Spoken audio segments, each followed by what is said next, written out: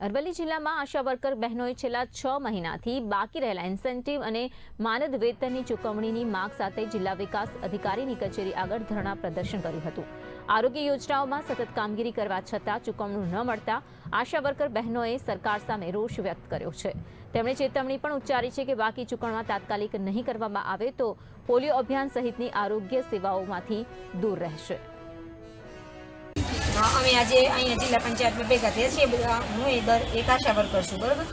અમે અત્યારે અહીંયા બધા આશા વર્કર બહેનો ભેગા થયા છીએ।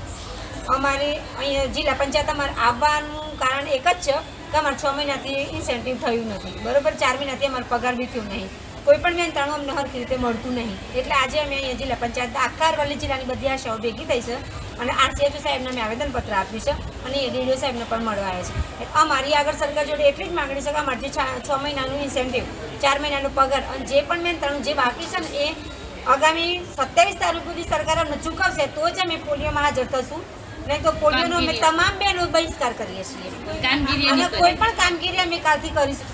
છેલ્લા 4 મહિનાથી અમારે કોઈનો ઇન્સેન્ટિવ મળી નથી, એના માટે અમે પીએસસી પર આવેદનપત્ર આપ્યું। ત્યાંથી અમે ધનસુરા તાલુકા પંચાયત પોતપોતાના તાલુકામાં બધી બહેનોએ મળીને આવેદનપત્ર આપ્યું છે। ત્યાંથી અમે જિલ્લા પંચાયતમાં આરસીએચઓ સાહેબને મળ્યા છીએ અને ત્યાંથી જ અમે ડીડીઓ સાહેબનું બી આવેદનપત્ર આપવા આવીએ છીએ, કારણ કે જે બહેનો કામ કરે છે એમનો જો મોટા મોટા પગાર હોય છે તો બી કામ કરી શકે, પણ એકદમ નાનું નજીવું એક મહેનતાણું આપે છે જે બહેનોને, જે કશું પોસાય નહીં, તો છતાં એટલા પૈસા આપવા માટે સરકારને અમારી આશા બહેનો માટે ગ્રાન્ટ નથી।